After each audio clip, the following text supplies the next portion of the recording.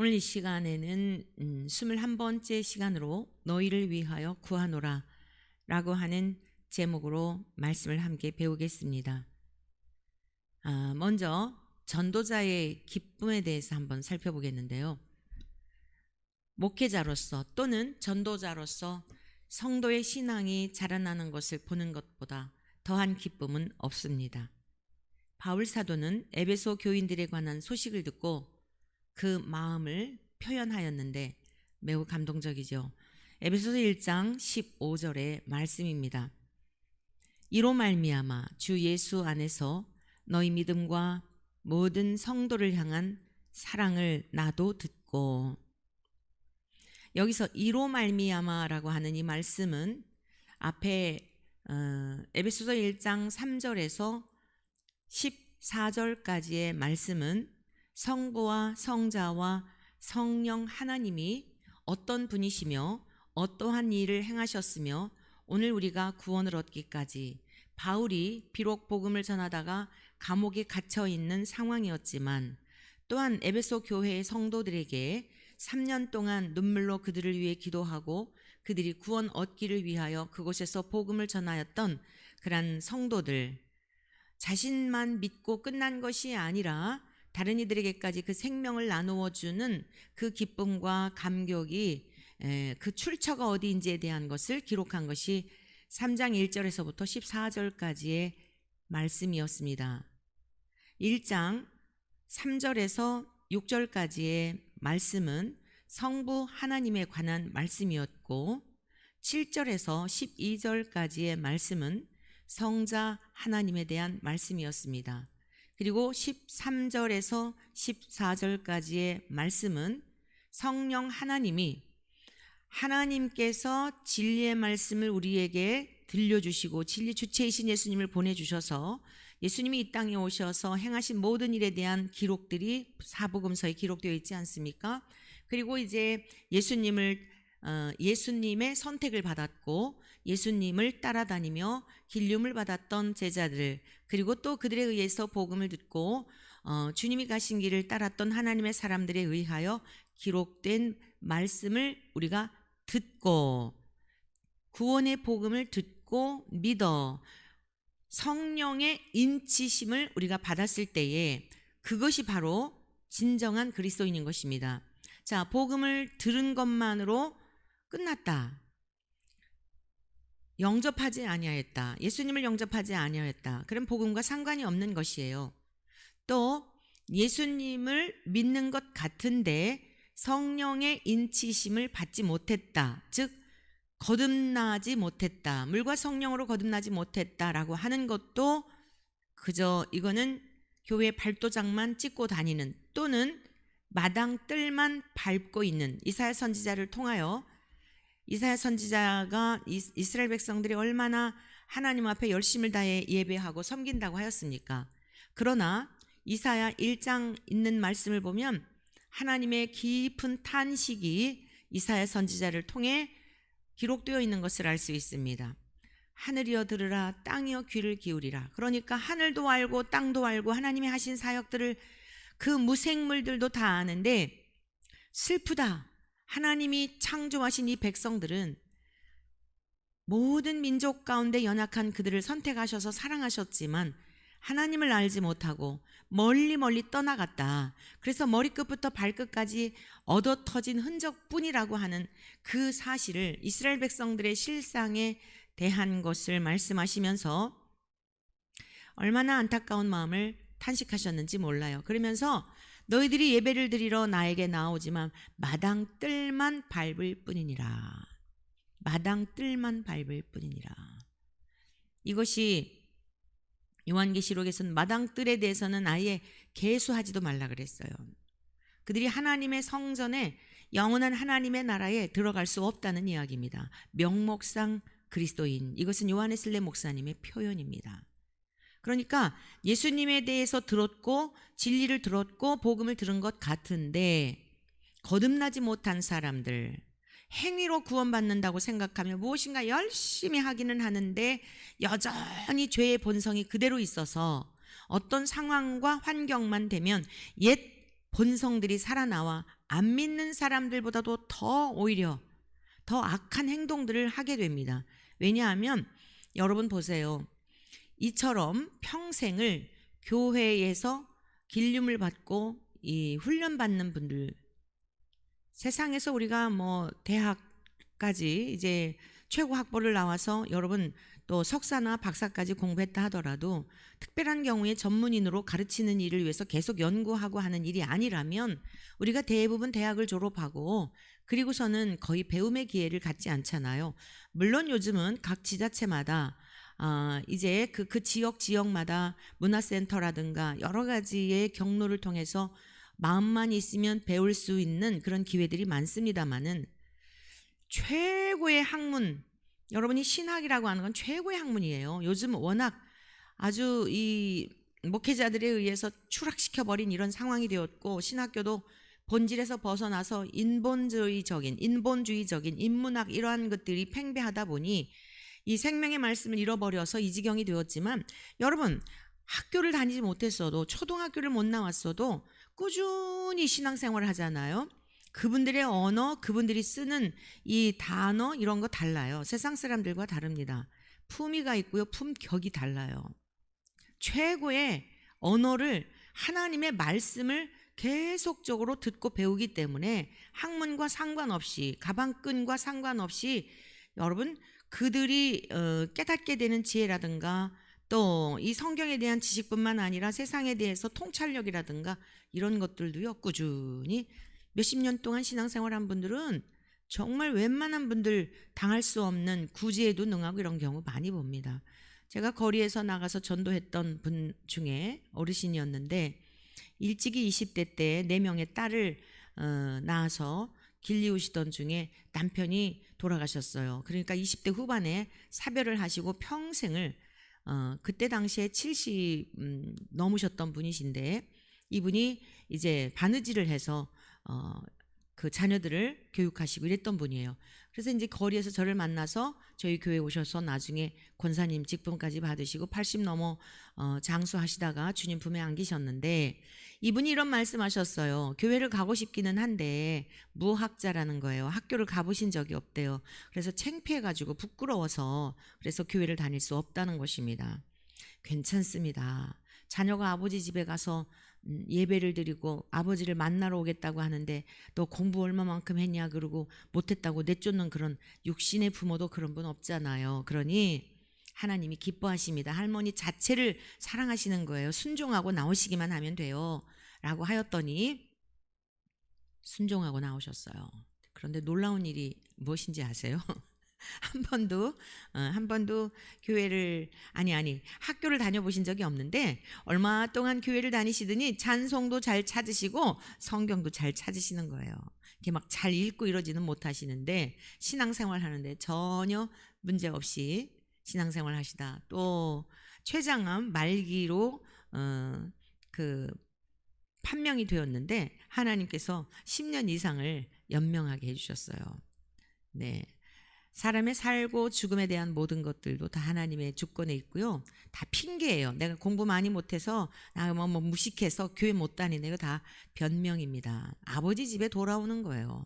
그런데 이스라엘 백성들은 하나님을 잘 섬긴다고 하면서도 얼마나 형식주의에 빠져 있었는지 전혀 마음은 하나님께 있지 아니하고 하나님의 이름을 빙자하여 자기들의 육신의 평안함과 안일함과 세상의 욕망들을 채우려고 하는 그러한 모습들에 대하여 마당 뜰만 밟는 자들이라고 그렇게 책망하셨던 것입니다.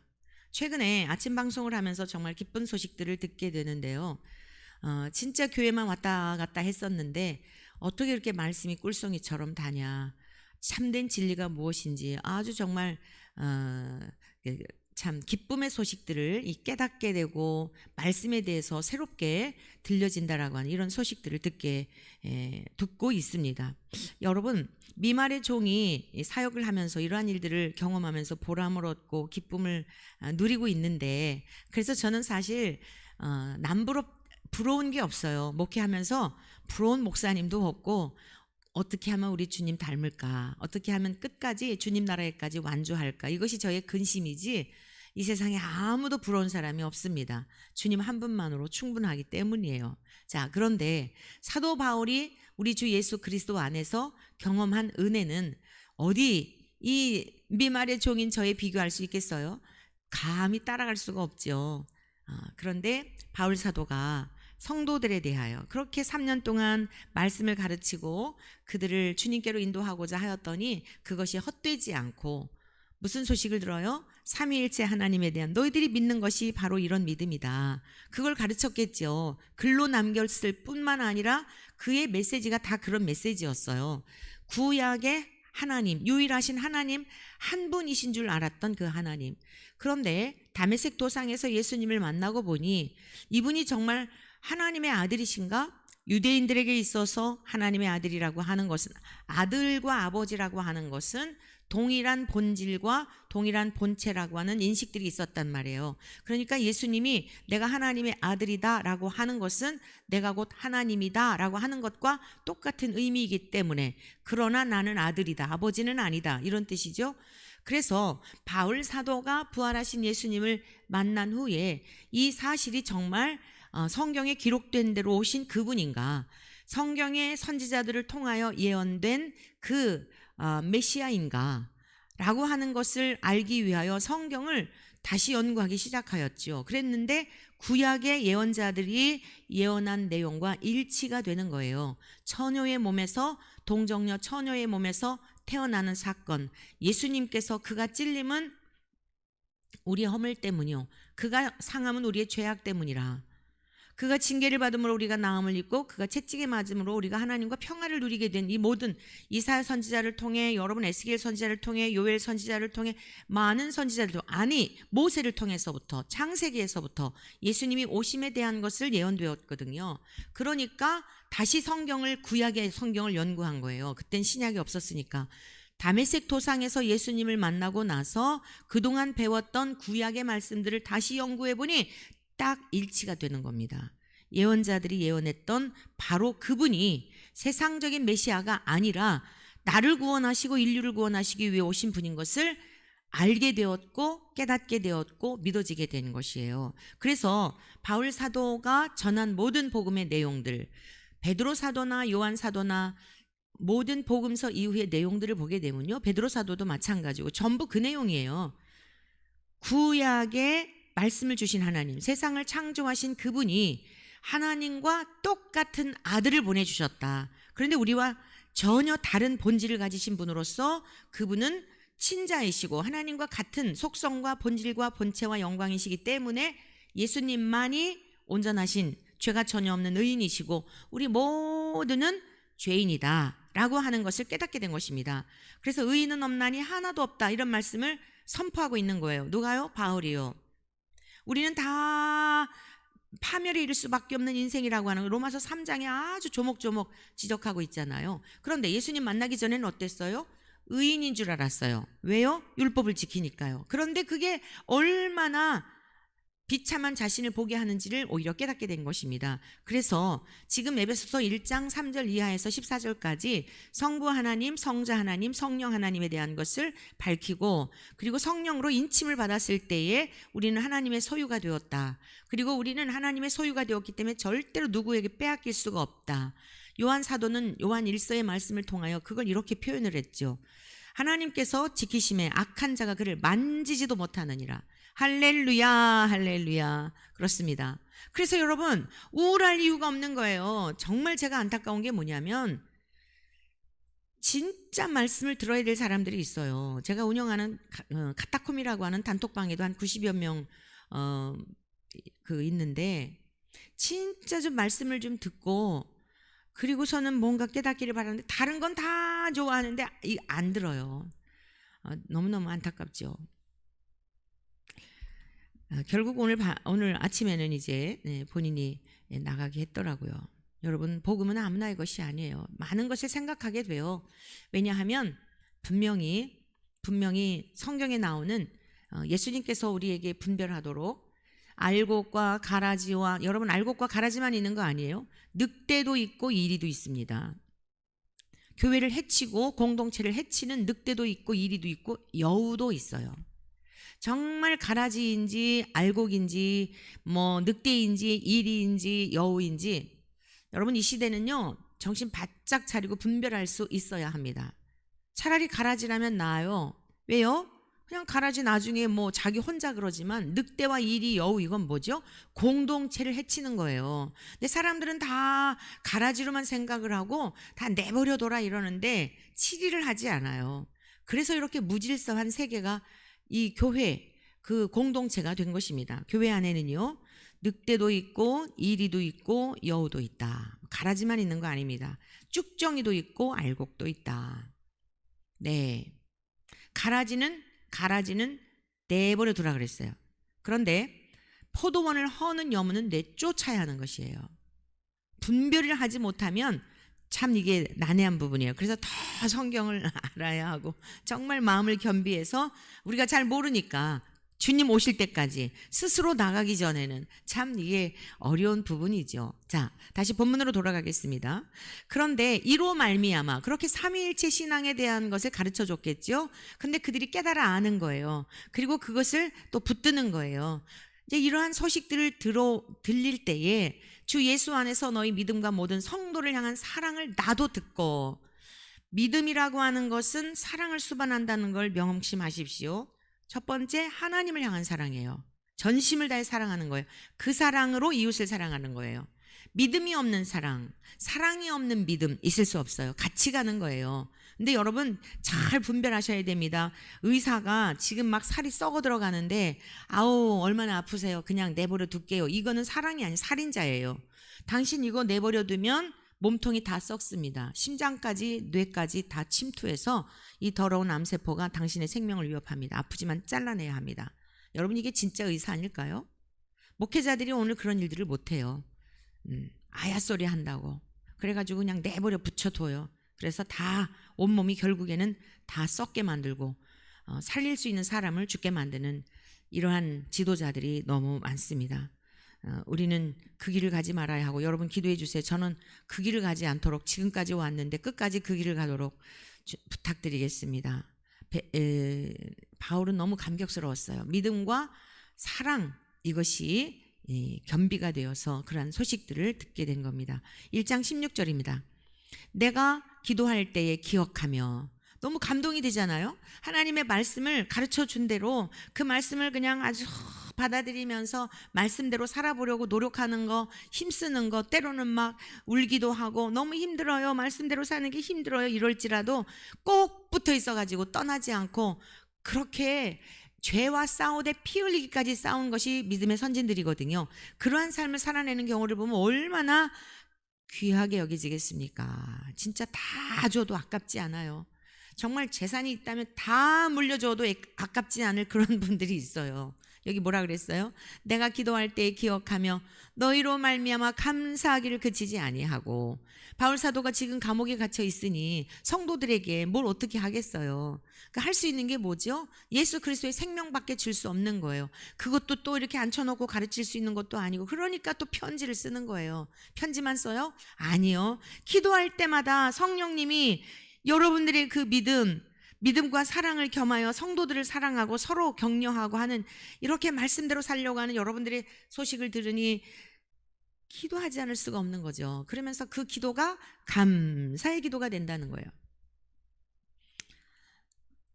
여러분, 기도할 때에 근심하며 하는 기도가 있어요. 나를 괴롭게 하는 사람들을 위해서 하나님 저를 불쌍히 여겨주세요. 저 사람을 고쳐주세요. 저대로 내버려 두면 지옥 가잖아요. 여러분은 어떤 사람이 될지 한번 스스로 판단해 보십시오. 제가 이렇게 목회를 하다가 보면 뭐 이제 성도님들이 여러 부류가 있잖아요. 정말 감사하게도 지금은 다 축복만 간구하는 성도님들이에요. 하나님께서 한 30여 년 동안 교회를 저를 훈련하신 거죠. 근데 지금 남아있는 성도님들은 정말 복을 비는 기도가 절로 나오는 성도님들이에요. 그런데 그동안 많이 힘들었어요. 왜요? 너무 뻣뻣해서요. 말씀을 뱉어버리니까요. 왜 그렇게 맨날 성경만 얘기하냐? 제가 지식이 짧아서, 세상에 대한 지식이 짧아서 성경만 얘기하는 줄 알아요. 저는 세상에 대한 지식을 저를 부르신 게 성경에 대한 전문가로 부르셨지 저를 과학자로 부르신 게 아니라고 봐요. 저를 의사로 부르신 게 아니에요. 저를 변호사로 부르신 게 아니에요. 물론 변호사도 해결하지 못하는 부분들을, 어려움 당하는 성도들을 여러 번 억울한 돈도 찾아주고 약한 자들을, 어렵게 하는 자들을 여러분 변호사도 해결하지 못하는 것을 몇 번을 해결해 준 적은 있어요. 그러나 저는 변호사로 부르신 게 아니에요. 그건 성도들을 보호하기 위한 것이었지 저는 그런 사람으로 부름받은 것이 아닙니다. 성경에 대한 전문가여야지. 그런데 왜 그렇게 맨날 죄인이라 그러냐, 맨날 십자가 얘기만 하냐, 우리 부담스러워서 어디 교회 다니겠냐. 그런 분들은 뭐라고 기도해요? 주님, 말씀을 깨닫게 해주세요. 주님, 어려움 당하지 않게 해주세요. 주의 종을 대적해서 좋은 일이 뭐가 있을까요? 그동안 많이 참 아픈 일 봤는데 그러지 않게 해주세요. 이런 기도하는 거예요. 그런데 순수하고 순종하는 성도들은 위해 어떤 기도를 드려요? 주님, 저 믿음의 열매를 맺게 해주세요.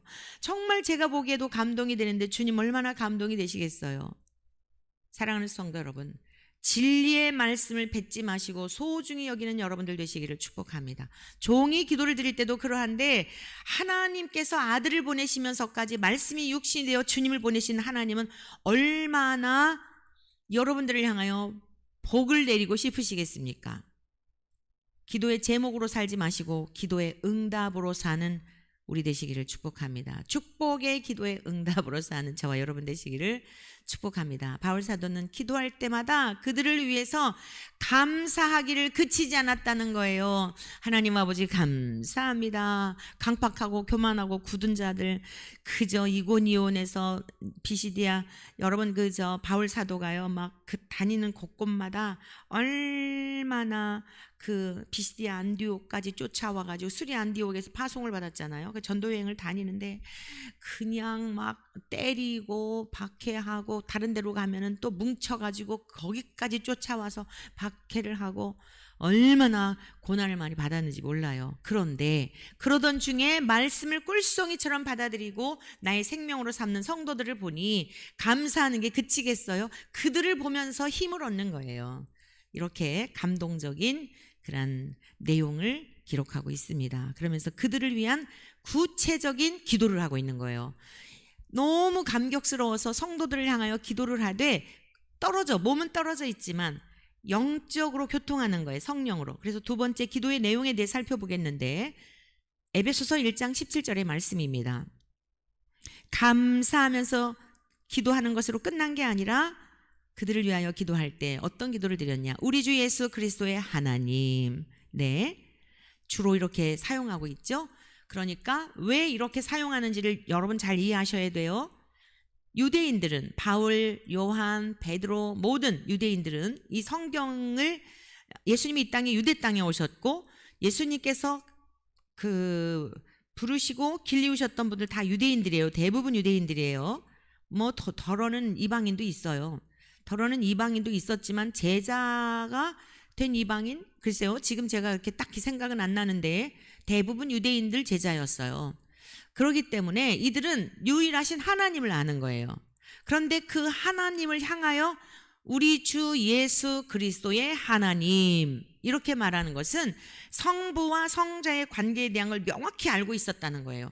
육체를 입고 오셨지만 그래서 사도 요한은 계속 그 요한복음 17장 예수님께서 이제 대제사장적인 기도를 드린 내용이죠. 그 십자가 처형 당하시기 전에 그때에 그 말씀 그 기도할 때 보면 계속 아버지요 아버지요 아버지께서 이러고 있잖아요. 왜 그래요? 성자와 성부의 관계에 대한 것을 명확하게 깨달았기 때문이에요. 그러니까 예수님은 이 땅에 육체를 입고 오셨지만 우리들과 다른 유일하신 죄가 전혀 없고 완전하신 성부 하나님의 친자 DNA가 똑같은 그래서 우리를 죄에서 구원하실 분이라는 것을 목격하였고 믿었고 내주하시는 성령님을 통해 증언하시고 그 예수님이 하신 일을 자기들도 하면서 놀라웠던 거죠. 그래서 이거를 명확하게 밝히고 있어서 이러한 그 칭호들을 계속 하고 있는 거예요. 우리 주 예수 그리스도의 하나님 영광의 아버지께서 지혜와 계시의 영을 너희에게 주사 하나님을 알게 하시고 자 그러면 이 기도의 내용 첫 번째가 무엇이었냐면 성부 하나님께서 지혜와 계시의 영을 에베소 교회 성도들에게 주시기를 구한 것이에요. 그런데 이 에베소서 1장 앞부분에 에베소서 1장 1절 2절에 보면 하나님의 뜻으로 말미암아 그리스도 예수의 사도된 바울은 에베소에 있는 성도들과 그리스도 예수 안에 있는 신실한 자들에게 이랬잖아요. 그러니까 에베소 교인들만을 위한 기도가 아닙니다. 그리스도 예수 안에 있는 신실한 자들, 오늘 저와 여러분들도 예수님과 연합하여서 우리 주님 모시고 성령 안에서 임마누엘의 삶을 살아가는 우리들을 위한 기도이기도 한 거예요. 그러면 바울이 드린 기도일까요? 바울 안에 내주하시는 성령님께서 지금까지 우리들을 위해서도 기도하고 계시는 내용이에요. 바울을 도구로 하여 사실 그 안에 계시는 성령님과 똑같으신 성자 예수님을 보내신 성부 하나님이 우리에게 이러한 복을 주시려고 바울 사도를 통해 이렇게 기록으로 남긴 것입니다. 믿어지는 은혜가 있기를 축복합니다. 감격하시는 은혜가 있기를 축복합니다. 지금도 우리를 위해 계속 중보하고 계세요. 믿으십니까? 아무리 힘들고 어려워도 우리는 혼자가 아닙니다. 지혜와 계시의 영은요, 하나님께 속한 것입니다. 성령 하나님의 특별한 역사이십니다. 지혜와 계시는, 이거는 사람들이 이러잖아요. 계시 받았다. 진짜 제가요, 어제 그 이재록 만민중앙교회 있잖아요. 또 엊그제 PD수첩에 나왔나 봐요. 아니, PD수첩인지 뭔지 하여간 그것이 알고 싶다가 PD수첩인가요? 하여간 거기 나왔는데요. 이재록 씨가 16년 형을 받았더라고요. 그냥 아주 그루밍으로 성도들을 그냥 궁금한 분들은 그냥 알아서 보시고 알아볼 것도 없어요. 하여간 16년 형을 받았어요. 끝난 줄 알았는데요. 두 딸들이 있어요. 쌍둥이 딸들이. 이희선하고 이희진이라는 사람이래요. 그런데요, 이 사람들은 계시받았다 그래갖고 그러니까 이재록이가 성령이라 그랬대요. 근데 성령이라 그러는데 그것을 누가 대언을 하냐면 이 딸들이 대언을 해가지고 세상 천지에 유치찬란해서, 어제 제가 카타콤 단톡방에 올렸잖아요. 진짜 기가 막혀, 할 말이 없더라고요. 오늘 저녁서부터 광화문 광장에 나가서 이제 기도하는데 이런 다 문제들 때문이에요. 우리가 이거 하나님이 하셔야지 방법이 없다. 처처에 얼마나 이단과 사이비 집단들이 영혼들을 미혹하는지 이거 이제 하나님이 하셔야지 도대체 심판밖에는 방법이 없다라고 하는 마음을 주님께서 주셔서 악법이 제정되는 거, 발의하는 거 별하별, 이제는 이게 사실인지 정말 모르겠어요. 네이버나 무슨 카카오나 이런 데서 동성애라는 단어만 나오면 다 삭제해버린대요. 그럼 우리가 설교를 어떻게 하죠? 아직 그거 차별금지법 통과된 것도 아닌데. 여러분, 지금 이렇게 막 급변하고 있어요. 점점 박해 시대가 다가오고 있는 겁니다. 목회자, 또 어떤 국회의원들이 무슨 교회 폐쇄법을 또 발의를 했어요. 교회가 너무 세상을 시끄럽게 하니까 교회 다 없애버리자, 이거 발의를 했다니까요. 여러분, 지금 우리가 이렇게 가만히 있을 때가 아니에요. 오죽하면은 이 정말 작은 힘없는 이 싹과 같은 인생에게 이제는 너 감리교회 위해서만 하지 말고 이동환 목사 퀴어 축제 그거 한 것 때문에만 이제는 그럴 게 아니라, 그거 소송했다고 그것 때문에만 할 게 아니라 총체적으로 문제다. 광화문 광장에 나가서 초교파적으로 기도해라 라고 하는 감동을 주셨을까요? 성령님이 주신 감동을 따라 기도하는 거예요. 물론 2009년도부터 우리 감신대 학생들하고 그곳에 가서 찬양하고 기도하고 말씀 선포하고 하였지만, 11년 동안 하였지만 코로나 이후에 이제 잠깐 멈추고 있었죠. 코로나 때도 사실은 우리 저거 사건 때문에, 이동환 사건 때문에 계속 1년 7개월 동안 또 계속 했지요. 지금까지 사실 계속 해온 것이에요.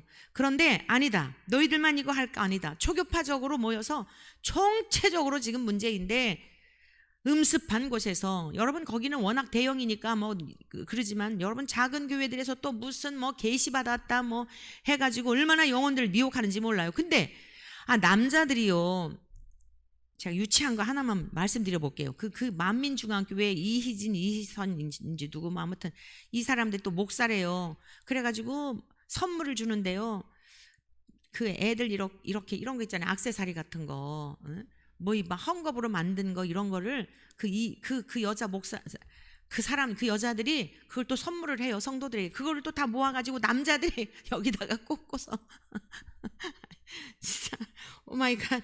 아, 나 주여. 남자들이 여기다가 다 꽂고서 또 와, 또 그뿐만이 아니에요. 우리가 이제 개들을 길들이려고 과자나 이렇게 간식 주면서 개들한테 이렇게 그러잖아요. 무릎 꿇고요, 신발 신고 걸어 다니는 그런 길목인데, 그런데다가 남자들 잔뜩 앉아 있어요. 그 예방주사 맞으려고 대기하듯이. 중요한 거예요. 목사님 얘기하지 말고 넘어가라는데, 여러분 너무너무 기가 막혀요. 너무너무. 그 남자들한테 과자를 주니까요, 개처럼 그거를 받아 먹어요. 그럼 떨어뜨리잖아요. 그건 땅에서 주워 먹어요. 아니 이게 지금 지혜와 계시의 영은 하나님께 속한 거예요.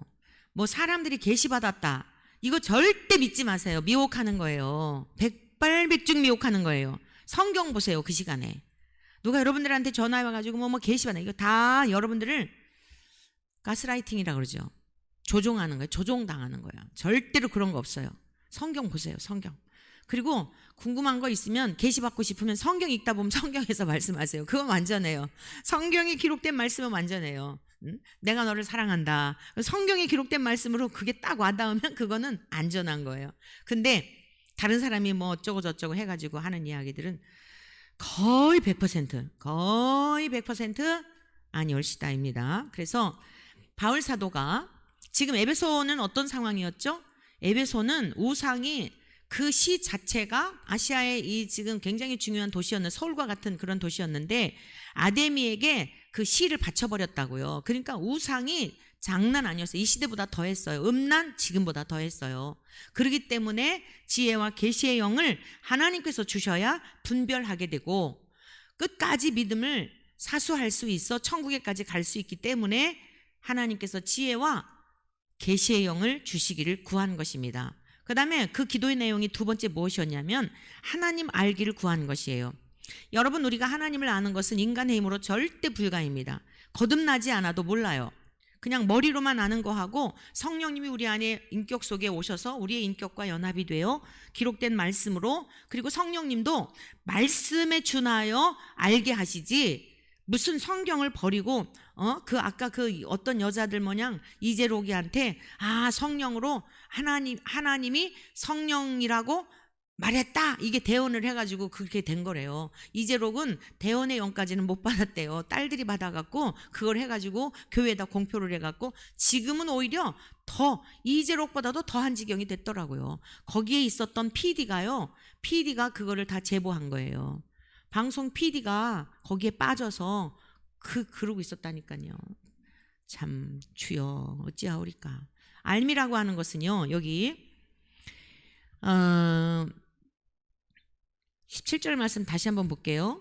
우리 주 예수 그리스도의 하나님 영광의 아버지께서 지혜와 계시의 영을 너희에게 주사 하나님을 알게 하시고라고 하는, 여기서 알미라고 하는 것은 하나님 알기를 구한 거예요. 두 번째, 완전히 알게 되다라고 하는 단어에서 유래한 것인데 완전한 알을 말하는 거예요. 깨닫다라는 뜻이 있어요. 여러분, 그래서 제가 이 말씀을 드리면서 굉장히 강조하는 그런 용어들을 기억하십시오. 깨닫는 거. 이스라엘 백성들도 깨닫지 못해서 그렇게 하나님을 속상하게 하셨어요. 눈이 있어도 보지 못하고 귀가 있어도 듣지 못하는 눈먼 소경이요 귀머거리 된 자들아. 그래서 이사야 선지자의 사명이 무엇이냐면, 하도 이스라엘 백성들이 그들의 죄를 선지자들을 통해 그 회개하고 돌아오라고 촉구해도 듣지 않고 들으려 하지도 않고 깨달으려 하지도 않고 이러니까 이사야 선지자의 사명이 뭐냐면, 내버려둬. 너는 가서 저들을 아예 감겨버려. 눈도 감겨버리고 귀도 막게 해버려.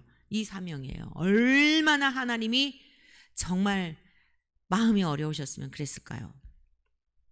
그래서 깨닫는 게 굉장히 중요합니다. 이 깨닫게 하시는 분은 누구냐면 성령님이에요. 주께서 그러셨잖아요. 너희가 깨닫지 못하는도다. 여러분, 알곡이 어떤 것인 줄 알아요? 깨닫는 게 알곡이에요. 복음서에 4가지 밭에 뿌려진 씨의 비유가 나오잖아요. 예수님께서 비유를 말씀하시니까 제자들이 예수님께 여쭤봤어요. 주님, 왜 말씀을 천국에 관한 비유의 말씀을 비유로 하시죠? 그랬더니 하나님의 나라 천국이 너희에게는 허락되었으나 저들에게는 허락되지 않았기 때문에 깨닫지 못한다. 감추어졌다. 이렇게 말씀하신 거예요. 깨닫는 거 뭐냐면 알갱이가 땅속에 들어가서 생명은 생명이죠. 알갱이가 있어요. 근데 이게 깨닫는 거는 빵 터지는 순간과 같아요. 발화되는 것과 같아요. 성령 하나님이 우리 안에 오셔서 우리의 생각과 지각과 이성은 내 뜻을 따라 자연인으로 살아왔거든요. 근데 성령이 우리 안에 오시게 되면 빵 눈먼 소경이 눈을 뜨게 되고 귀머거리가 들리게 되는 것처럼 이 말씀이 깨달아지는 거예요. 내가 죄인이구나. 이거 내가 거짓말하는 이 정도가 아니었구나. 와, 이게 내 모습이었어? 근데 어떻게 잘난 척하죠? 여러분, 뭐 그렇게 잘난 게 있다고. 이야, 내 속에 주여, 제가 지옥 가서도 벌써 갈 뻔 알았군요. 살려주신 거 감사합니다. 저 같은 죄인을 위해서 주님이 죽으셨군요. 여러분, 이게 거듭남의 순간이에요. 이게 하나님께서 의롭다 인정하시는 시간이에요. 아니야, 괜찮아. 내가 오늘 네가 이렇게 돌아오기를 기다렸다. 어떻죠? 이전의 모습, 현재의 모습, 과거에 또 죄를 지을 모습 다 똑같아요. 다 알아요. 주님 우리의 연약함을. 그런데 마음을 겸비하여 주님께로 돌아와. 못 깨달아도 몰라도 말씀을 붙들고 그 말씀 깨닫도록 말씀 붙드는 거예요. 여러분, 사람 붙들지 마시고요. 말씀을 붙드세요. 이 시대 정말 안타까운 게 뭐예요? 이재록을 붙들었던 거예요. 그가 가고 나니까 그 딸들을 붙들고 있는 거예요. 정광훈 집단이 왜 그런 거예요? 정광훈을 붙든 거예요. 사람 붙들면 같이 망하는 겁니다. 사람은요, 완전한 인생이 없어요. 처음에는 옳은 것 같았는데 이 죄의 본성이 있어서요, 사람들이 막 추앙하고 인정해주고 그러면 우쭐대가지고요, 나도 모르게 혼매져요. 그런 사람들 많이 봤어요. 진짜 저건 아닌데도요, 부끄러운 줄도 모르고 같이 망하는 길을 가는 거예요. 제가 그런 사람들 많이 봤습니다. 처음에는 안 그랬는데. 그러니까 여러분들도 말씀을 들을 때 혹여라도 은혜를 받으시면 저를 위해 더 기도해 주시고 끝까지 주님 나라에까지 함께 잘 가도록 해주세요라고 할 뿐이지, 어느 누구도 인간은 추앙하고 뭐 따르고 할 그런 없어요. 말씀을 따르세요. 그가 전하는 말씀을 붙들고 그 말씀을 따라가는 거예요. 깨닫는 거 굉장히 중요합니다. 로마서 1장 28절에서 31절까지의 말씀인데요, 인간의 실상에 대해서 이렇게 말씀하고 있어요. 또한 그들이 마음에 하나님 두기를 싫어하며 하나님께서 그들을 그 상실한 마음대로 내버려 두사 합당하지 못한 일을 하게 하셨으니. 여러분, 참 저건 아닌데, 그런데 우리가 안타까운 경우 있잖아요. 어떤 경우에는 하나님이 내버려 둔 사람들도 있어요. 내버려 둔 사람들. 그럼 우리가 몰라요. 우리가 할 일은 뭐죠? 그냥 계속 하나님께 올려드리는 거예요. 우리가 뭐 바꾸려고 할 필요도 없고 하나님께 맡기고 기도만 하면 돼요. 곧 모든 불의, 추악, 탐욕, 악의가 가득한 자요, 시기, 살인, 분쟁, 사기, 악독이 가득한 자요, 수근수근하는 자요. 그리스도인 여러분들은 모여서요, 수근수근하는 거 이거 조심하셔야 돼요. 자, 여러분 누구를 만났는데 돌아올 때 피곤하다. 그럼 그 모임은 건강한 모임이 아니에요. 누구를 만났는데 돌아가는데 괜히 막 너무 막 기쁨이 있고 무엇인가 막 꽉 찬 느낌이고 무엇인가 이렇게 음식 배불리 먹으면 든든하잖아요. 분별하세요. 수근수근하는 자들, 비방하는 자, 이런 사람들은 하나님께서 미워하시는 자요, 능욕하는 자요, 교만한 자요, 자랑하는 자요, 악을 도모하는 자요, 부모를 거역하는 자요, 우매한 자요, 배약하는 자요, 무정한 자요, 무자비한 자라. 이런 사람들 하나님 미워하신다는 거예요. 교만하고 자랑하고 악을 도모하고 부모를 거역하고 어리석고 말씀도 못 깨달아요. 자, 무정하고 무자비하고, 인간의 본성 안에 이게 다 있는 거예요. 저와 여러분들 안에. 그래서 예수님의 십자가가 필요하고 오늘도 말씀을 쳐서 우리를 복종시켜야 하는 이유인 것입니다. 이것을 부인하는 것은 거짓을 말하는 것입니다. 그런데 인간은 이러한 일들을 행하는 것은 죄입니다, 죽음입니다 라고 하는 것을 어떻죠? 안 돼요. 로마서 1장 32절의 말씀 볼까요? 그들이 이 같은 일을 행하는 자는 사형에 해당한다고 하나님께서 정하심을 알고도, 율법을 통해 이미 다 밝히 말씀하셨잖아요. 머리로 아는 거예요. 자기들만 행할 뿐 아니라, 몰라서 그러는 거 아니에요. 알아요. 시기와 질투와 미움과 분노와 막 이런 모든 거 다 죄라는 거 알아요. 그런데 절대로 하나님의 말씀대로 자기를 바꾸진 않죠. 그리고 자기만 바꾸지 않는 게 아니라 당을 만들어요. 또 자꾸 독버섯처럼 누룩처럼 번져가요. 자기들만 행할 뿐 아니라 또한 그런 일을 행하는 자들 옳다 하느니라. 여기서도 알고도 라고 나오잖아요. 안다는 거예요. 근데 행하지 않는다는 거예요. 굉장히 천국 들어가는 거 여러분 가볍게 여기지 마세요. 제가 오늘도 안타까운 어떤 아침에 카톡방에 그 올라오는 글을 보면서 안타까운 마음을 갖고 잠깐 묵상을 해봤어요. 여러분, 우리가 단어 하나 알기를 위해서도 아버지 어머니라고 하는 그 단어를 우리가 수만 번 들은 다음에 입에서 튀어나온다고 하잖아요. 또 우리가 단어 하나를 외우기 위해서, 영어 단어 하나를 외우기 위해서, 여러분 국어도 공부하다가 내가 모국어인데도 불구하고 잘 모르면 사전도 찾아보고 얼마나 노력하죠? 우리가 학교 다니면서 노력한 만큼만이라도 성경을 알기 위해서 노력한다면 이 지경까지 안 왔을 거예요. 믿음으로 천국 간다는 그 허망한 믿음, 이거 잘 기억하세요. 믿음으로 천국 가는 것은 틀림없어요. 왜 믿음으로 천국 가게 하셨냐면 너무나 엄청난 세계이기 때문에 우리가 아무리 별짓을 다 해도 못 가요. 그래서 하나님은 그냥 선물로 알았어, 눈 감아주시고, 우리의 죄를 다 눈 감아주시고 조건이 있는데 내 아들 예수님만 믿으면 보내주신다는 거예요. 그건을 알면서 전혀 내 속에 있는 쓰레기는 버릴 생각을 안 해요. 천국은 쓰레기상 아닙니다. 처음 오셨을 때는 초림 예수님은 죄인을 불러오셨어요. 두 번째 오실 예수님은 의인을 부르러 오세요. 명심하세요. 죄인을 부르러 오시지 않아요. 처음 오실 때 예수님은, 초림 예수님은 말구육간에 아기의 모습으로 오셨어요. 다시 오실 예수님은 공중에서 천사장들의 나팔 소리와 함께, 여러분 모든 세계가 다, 왕들도 산들아 나의 얼굴을 가려다오 그런다 그랬어요. 요한계시록에 보면 얼마나 무서운지.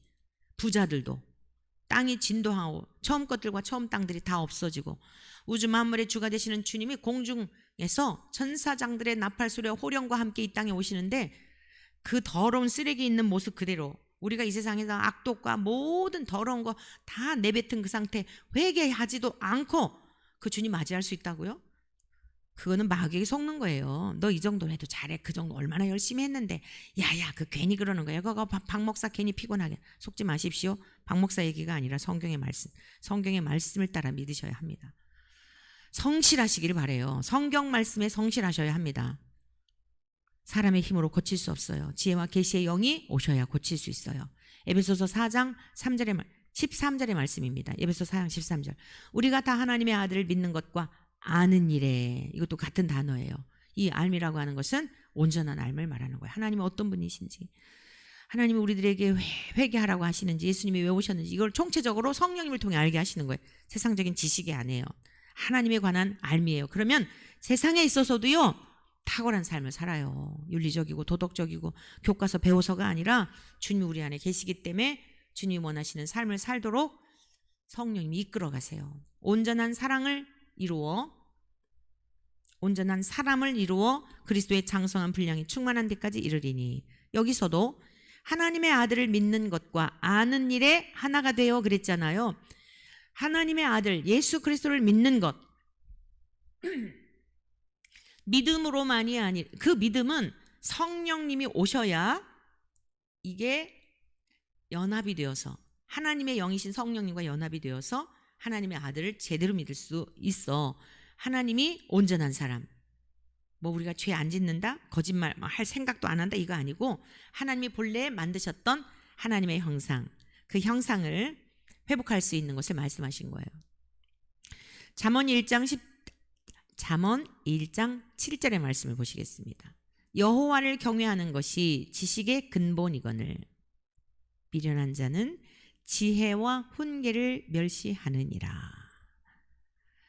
사랑하는 하늘가족 여러분, 하나님을 아는 것이 모든 삶의 기초인 것을 명심하십시오. 지식의 근본입니다. 그런데 미련한 자는 뭐래요? 지혜와 훈계를 멸시한다는 거예요. 여러분, 하나님의 말씀을 들을 때에 두 가지 반응이에요. 어떤 경우에는 목사님 나 들으라고 그래. 누가 주중에 나에 관한 이야기를 일렀나 봐. 그래갖고 자기 나름대로 이제 추측을 하는 거예요. 내가 주중에 이 사람에게 이 얘기를 했는데 가서 뽀로록 목사님한테 일렀구나. 그리고 목사님은 나 들으라고 치는 설교를 하는구나. 여러분, 하나님 말씀 묵상하기도 연구하기도 바쁜 시간에 주님과 기도하고 그럴 시간도 모자란 시간에 무슨 생산적인 일을 하고 성도들을 돌보고 상담하고 제대로 목회하려면 정말 바빠요. 성도가 많고 없고 똑같아요. 뭐 의사 선생님이 환자가 많고 없고 출근해가지고 하는 일 다 똑같잖아요. 조금 뭐 하냐. 아니 공무원들도 마찬가지잖아요. 출퇴근 시간 다 있고 목회자도 마찬가지예요. 한가한 게 아닙니다. 그런데 무슨 누구를 들으라고 정죄하면서 설교하겠어요? 그 말씀을 들을 때 찔림을 받을 때 어떻게 해야 되냐면 맞습니다, 아멘입니다, 옳습니다 이러면 끝나는 거예요. 그러면 하나님이 폭포수처럼 은혜를 부어주셔요. 그때부터 은혜를 부어주셔요. 찔림을 받을 때 눈물이 날 정도로 괴로울지라도 아멘입니다, 맞습니다, 제 모습에 제 속에 그런 게 있었습니다, 어떻게 하면 좋을까요? 눈물이 펑펑 쏟아질 거예요. 자기 실상을 바라보며 하나님 앞에 또한 죄송하여서 민망하여서 수치서 온갖 마음 생각들이 교차되면서 그때부터 성령님이 그게 새롭게 잉태되는 겁니다. 중생하는 거예요. 탄생이 되는 거예요. 그게 아멘의 삶이에요. 아멘이 뭔지 알아요? 맞습니다, 그렇습니다, 옳습니다, 그렇게 되기를 원합니다. 그래서 하나님이 영광 받으시는 거예요. 이러한 것들을 깨닫게 하시는 것이 성령 하나님, 지혜와 계시의 영이 임하실 때 그러하신다. 자, 마음의 눈을, 세 번째는 마음의 눈을 밝혀주시기를 위해서 기도했어요. 에베소서 1장 18절입니다. 너희 마음의 눈을 밝히사 그의 부르심의 소망이 무엇이며 성도 안에서 그 기업의 영광의 풍성함이 무엇이며 그의 힘의 위력으로 역사하심을 따라 믿는 우리에게 베푸신 능력의 지극히 크심이 어떠한 것을 너희로 알게 하시기를 구하노라. 자, 여러분, 왜 마음 눈이 밝아져야 하는지 그 이유는 무엇일까요? 하나님이 왜 부르셨는지를 알게 되는 거예요. 로마서 8장 28절에서 30절의 말씀입니다. 우리가 알거니와 하나님을 사랑하는 자 곧 그의 뜻대로 부르심을 입은 자들에게는 모든 것이 합력하여 선을 이루느니라. 하나님이 미리 아신 자들을 또한 그 아들의 형상을 본받게 하기 위하여 미리 정하셨으니 이는 그로 많은 형제 중에서 맏아들이 되게 하려 하심이니라. 또 미리 정하신 그들을 또한 부르시고 부르신 그들을 또한 의롭다 하시고 의롭다 하신 그들을 또한 영화롭게 하셨느니라. 성도 여러분,